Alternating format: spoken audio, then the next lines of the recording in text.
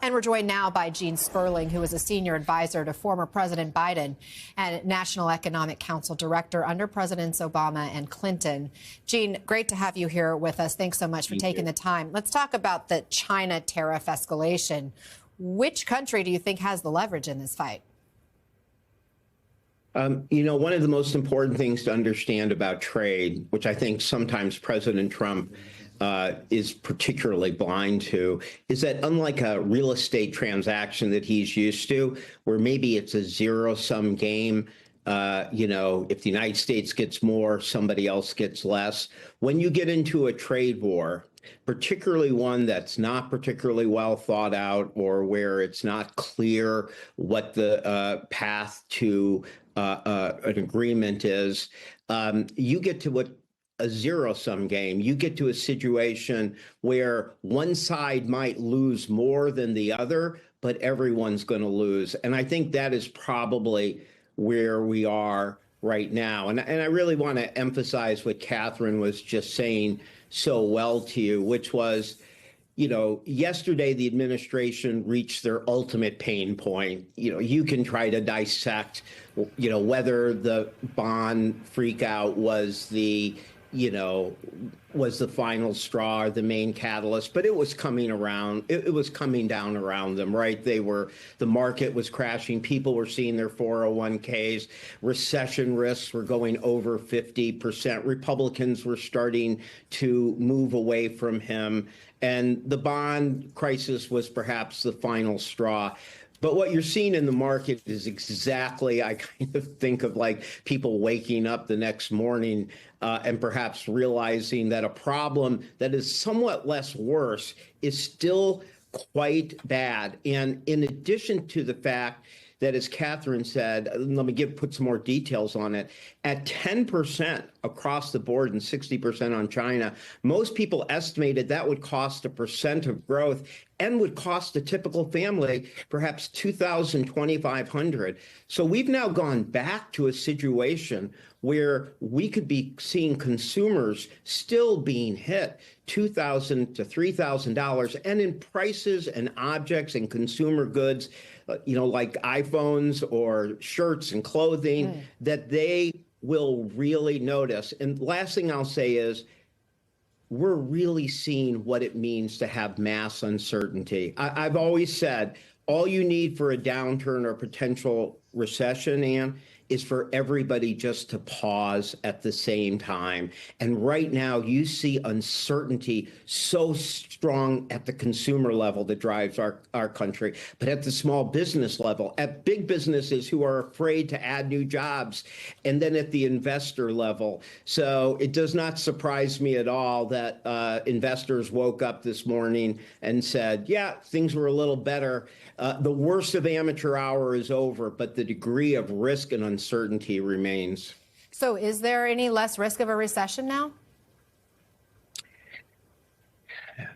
Well, I think where the market was, I think that when they put out their formula or their whatever it was on trade, I think that was a scary moment, not because he was choosing a strong pro-tariff policy, but it felt like a kind of flat earth tariff policy. And it alarmed people, was like anybody in control. To see the White House pull back and claim it was over a bond crisis, to see a sense that maybe there'll be more management going to the Secretary of Treasury, I think that these are relatively reassuring things, but only compared to the status quo as of yesterday.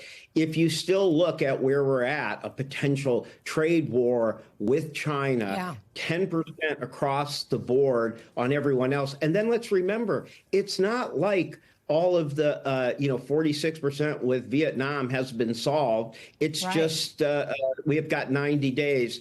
So I think that all of the fears are still there. They're a little less pronounced. I think there's good reason for people to feel slightly better than they did 24 hours ago. But I think now everybody's drank their coffee and saying there's a lot of risk to inflation, higher prices for consumers, and a trade war, and this uncertainty that could take what was a beautiful Trump likes to use the word beautiful. We had a beautiful soft landing coming. Everybody thought so. Now we're seeing growth go down, inflation go up. That stagflationary impulse may not be as severe today, but it's still very much alive. I mean, there's still this also question of the end game and what is the end result this administration is going for. They've indicated that it's to increase manufacturing here at home, to bring those types of jobs back to the U.S.